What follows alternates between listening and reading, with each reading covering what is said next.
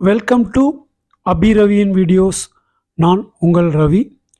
இந்த வீடியோவில் communication engineering part 12 RS-232 serial communication பற்றி பார்க்க போகிறோம். வாங்க வீடியோக்குள்ளே போகலாம். அதாவது இந்த RS-232 சீரியல் கம்யூனிகேஷன் எதில் பயன்படுத்துவாங்கன்னா, கம்ப்யூட்டரோட அதனுடைய பெரிஃபரல்ஸ், பிரிண்டர் அல்லது அதர் டிவைசஸை கனெக்ட் பண்ணுறதுக்கு பயன்படுத்தியிருக்கிறாங்க.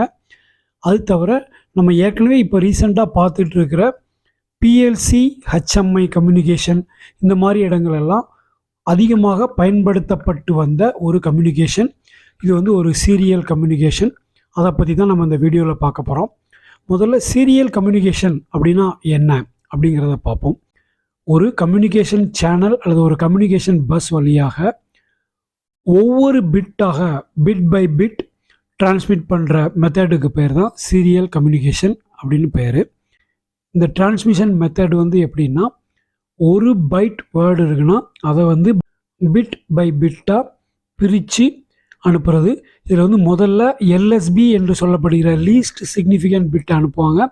அதுக்கு அடுத்த பிட்டை அனுப்பிச்சு கடைசியாக எம்எஸ்பி என்று சொல்லப்படுகிற மோஸ்ட் சிக்னிஃபிகண்ட் பிட்டு அனுப்புறது. இதுதான் அதனுடைய டிரான்ஸ்மிஷன் மெத்தட். பொதுவாக இதை ரெண்டு விதமாக பிரிக்கலாம். ஒன்று வந்து சிங்க்ரனஸ், இன்னொன்று வந்து அசிங்க்ரனஸ். அந்த சிங்க்ரனஸ் அப்படிங்கிறதுல வந்து கிளாக் வந்து ரெண்டு டிவைஸுக்குமே, அந்த டிரான்ஸ்மிட்டருக்கும் ரிசீவருக்குமே கிளாக் வந்து காமனாக இருக்கும்.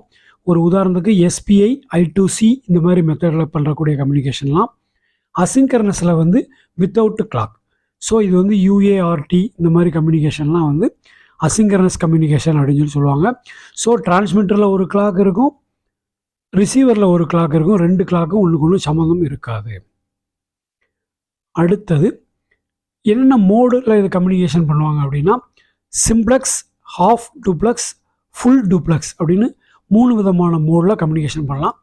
சிம்ப்ளெக்ஸ் அப்படிங்கிறது என்னென்னா, ஒரே ஒரு டைரக்ஷன் தான், டிரான்ஸ்மிட்டர்லேருந்து ரிசீவர் நோக்கி பண்ணுவாங்க, அங்கேருந்து எந்த தகவலும் இங்கே வராது. இது வந்து one direction communication. Half duplex அப்படின்னா ரெண்டு பக்கமாகவும் கம்யூனிகேஷன் நடக்கும், அந்த டிரான்ஸ்மிட்டருக்கும் ரிசீவருக்கும் நடுவில். ஆனால் அட் டயத்தில் ஏதோ ஒரு டைரக்ஷனில் தான் கம்யூனிகேஷன் இருக்கும்.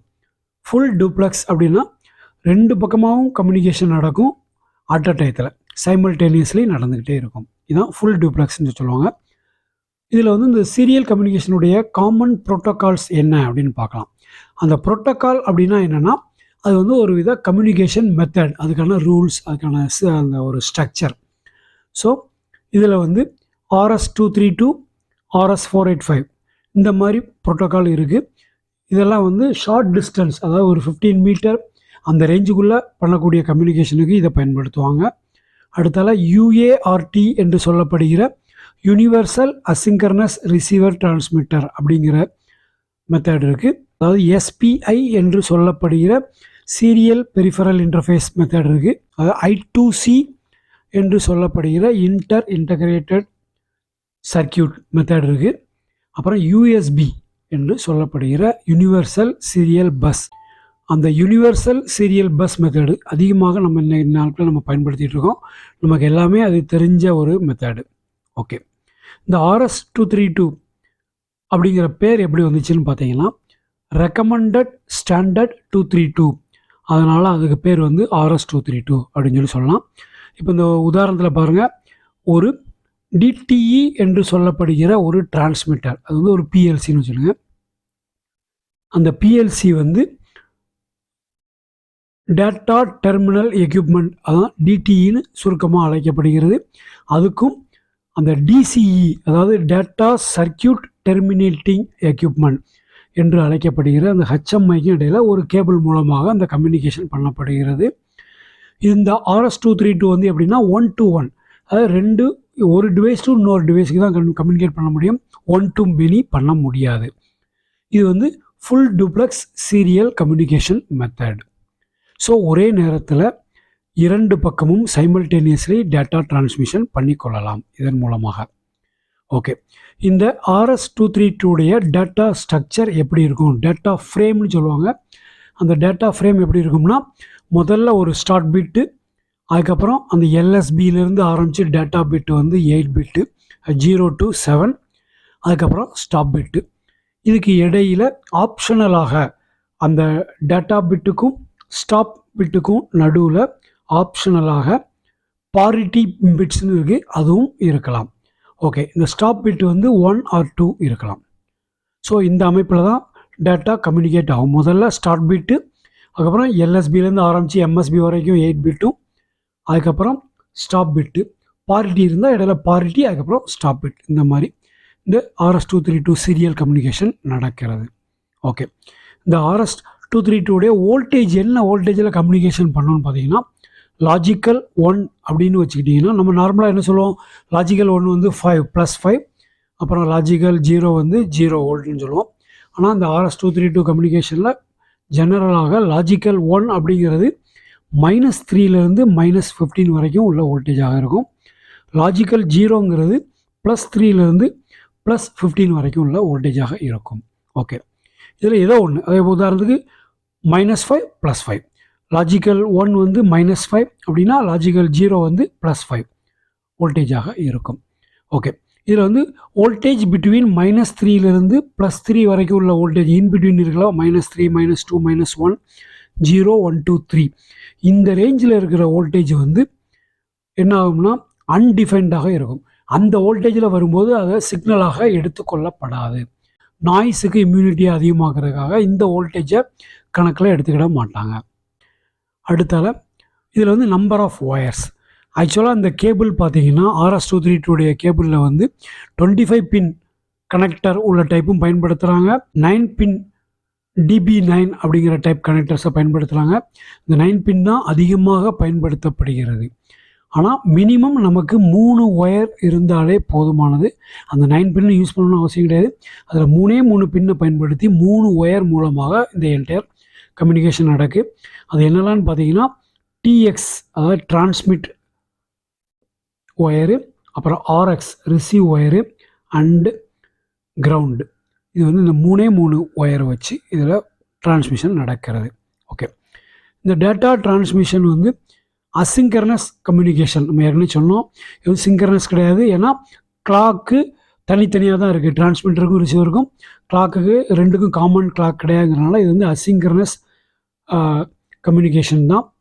அதுக்கப்புறம் டேட்டா வந்து பிட் பை பிட் சீக்வன்ஸாக அனுப்பப்படுகிறது. இதில் வந்து ஒவ்வொரு பிட்டாக வரிசையாக அனுப்பப்படுகிறது. அதுக்கப்புறம் இதனுடைய பாட் ரேட் அப்படின்னு சொல்லி சொல்லுவாங்க.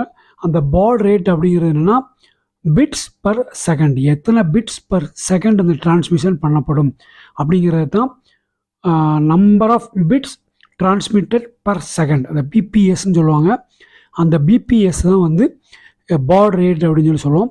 நார்மலாக ஸ்டாண்டர்டாக என்ன இருக்குன்னா 9600, அப்புறம் 19200, அப்புறம் 1,15,200 இந்த மாதிரி ஒரு ரேஞ்சில் அது இருக்கும். அடுத்தது ஃப்ரேமிங். இதனுடைய ஃப்ரேம் எப்படின்னு நம்ம ஏற்கனவே பார்த்தோம், இருந்தாலும் இப்போ இன்னொருக்க சொல்கிறேன். இது வந்து ஸ்டார்ட் பிட்டுக்கு அப்புறம் 8 டேட்டா பிட், மேக்ஸிமம் 8. அதில் வந்து 5 டேட்டா இருக்கலாம், 6 இருக்கலாம், 7 இருக்கலாம், 8 இருக்கலாம். அடுத்தால ஆப்ஷனலாக பாரிட்டி பிட் இருக்கும், அப்புறம் 1 or 2 ஸ்டாப் பிட் இருக்கும். ஸோ இந்த லென்த்தில் இந்த டேட்டா வந்து ஒவ்வொரு பைட்டும் அனுப்பப்படுகிறது. அந்த பாரிட்டி பிட் என்னன்னு பார்த்தீங்கன்னா, இந்த டேட்டா அனுப்புகிறப்ப இப்போ உதாரணத்துக்கு இந்த டேட்டா பிட் 8 பிட் இருக்குது, அதில் ஏதோ ஒரு பிட் வந்து நாய்ஸ் காரணமாக அந்த ரிசீவரில் ப்ராப்பராக போகாமல் போயிடுச்சு. 1 அப்படிங்கிறது 0ன்னு அங்கே போயிருச்சுன்னு வச்சுக்கிடுங்க. அப்போ அதை செக் பண்ணுறதுக்கு பயன்படுத்துகிறது தான் அந்த பாரிட்டி பிட். இந்த பாரிட்டி பிட் வந்து அந்த டிரான்ஸ்மிட்டர் அனுப்புகிறப்பவே அந்த பைட்டுடைய டோட்டல் சம், அதாவது அது வந்து ஈவன் நம்பரா ஆட் நம்பரா அப்படிங்கிறத வச்சு இந்த பாரிட்டி பிட்டை செட் பண்ணி அனுப்புவாங்க. ஸோ அங்கே ரிசீவரில் அதனுடைய சம்மு டோட்டல் பார்த்து இந்த பாரிட்டியோட கம்பேர் பண்ணிடுவாங்க. அதற்கு பயன்படுத்துகிறது தான் அந்த பாரிட்டி செக்கர் பிட்டுன்னு சொல்லுவாங்க. இது வந்து அந்த டேட்டா எங்கேயாவது லாஸ் ஆகாமல் போய் சேர்றது கன்ஃபார்ம் பண்ணிக்கிறதுக்கு இதை பயன்படுத்துவாங்க. இதான் ஒரு RS-232 கேபிள்னு வச்சுருங்க, ஒரு சாம்பிள். இந்த கேபிளில் வந்து 9 pin DB connector, DB9 type connector pin. இந்த 2 பக்கமே பார்த்தீங்கன்னா அது வந்து இந்த பின் வந்து ஃபீமேல் பின்னாக தான் இருக்கும். ஏன்னா டிரான்ஸ்மிட்டர் ரிசீவர் ரெண்டுலேயுமே வந்து அந்த சாக்கெட் வந்து மேல் சாக்கெட்டாக இருக்கும். ஸோ இந்த கேபிள் 2 பக்கமே ஃபீமேலாக தான் இருக்கும். இந்த கேபிளை எந்த பக்கம்னாலும் மாட்டிக்கலாம். அதுக்கு தகுந்த மாதிரி தான் அதனுடைய ஒயரிங் இருக்கும். அது எப்படி இருக்கும் அப்படிங்கிறத முதல்ல இதில் அந்த பின் கான்ஃபிகரேஷன் என்னன்னு இதில் பார்த்துக்குங்க. இதில் வந்து அந்த 9 பின்னுக்குமே 9 பர்பஸ் இருக்குது. ஆனால் மினிமம் 3 பின்னை நம்ம பயன்படுத்தினாலே போதுங்கிறப்ப இந்த சர்க்கிள் பண்ணியிருக்கிறத பாருங்கள். பின் நம்பர் 2 RX, பின் நம்பர் 3 TX, அப்புறம் பின் நம்பர் 5 கிரவுண்டு. இதை மட்டும் பயன்படுத்தினாலே நம்மளால் டேட்டாவை அனுப்ப முடியும். மற்ற பின்ஸ் எல்லாமே வந்து அடிஷ்னல் ஃபெசிலிட்டிக்காக பயன்படுத்தப்படுகிறது. ஸோ அந்த ஒயரிங்கை பாருங்கள். 2 பின்னுக்கு நடுவில் அந்த 5 கிரவுண்டுன்னு சொன்னால் அந்த கிரவுண்டு கனெக்ட் பண்ணிட்டாங்க. ஆனால் இதில் லெஃப்ட் சைடில் இருக்கிறதோடைய 2 வந்து RX வந்து என்ன பண்ணியிருக்காங்கன்னா ரைட் சைடில் இருக்கிற பின்னில் TXயில் கனெக்ட் பண்ணியிருக்காங்க. லெஃப்ட் சைடில் இருக்கிற 3 வந்து ரைட் சைடில் இருக்கிற 2ல் கனெக்ட் பண்ணியிருக்காங்க. அதாவது கிராஸாக மாற்றி கனெக்ட் பண்ணியிருக்காங்க. என்ன காரணம்னா இதுலேருந்து போகக்கூடிய டிரான்ஸ்மிட் அதில் ரிசீவ் ஆகும், அதனுடைய டிரான்ஸ்மிட் இதில் ரிசீவ் ஆகிற மாதிரி இந்த ஒயரிங் பண்ணியிருக்காங்க. அடுத்தால இந்த RS-232 கம்யூனிகேஷனுடைய அட்வான்டேஜஸ் என்ன அப்படின்னு சொல்லி பார்த்தீங்கன்னா, இது வந்து சிம்பிள் அண்ட் இன்எக்ஸ்பென்சிவ். ஏன்னா சிம்பிளாக ஒரு கேபிளை வச்சு 3 ஒயரை வச்சு இது பண்ணிடலாம். அடுத்தால compatible with many legacy systems. அதாவது எல்லா சிஸ்டத்துலேயுமே இது கம்பேட்டபிளாக இருக்கும். எல்லாமே RS-232 கம்யூனிகேஷனுடைய எல்லாருமே டிசைன் பண்ணியிருப்பாங்க. எல்லா ப்ரிஃபரல்ஸ் அண்ட் கம்ப்யூட்டர் எல்லாமே இது பண்ணியிருப்பாங்க. Well documented and easy to debug. அது இது வந்து முறையாக இப்படி தான் பண்ணணும் சிஸ்டமாக டாக்குமெண்ட் பண்ணியாச்சு. அதனால் நம்ம ஃபால்ட் இருந்தால் கண்டுபிடிக்கிறது எல்லாமே இதில் ஈஸி.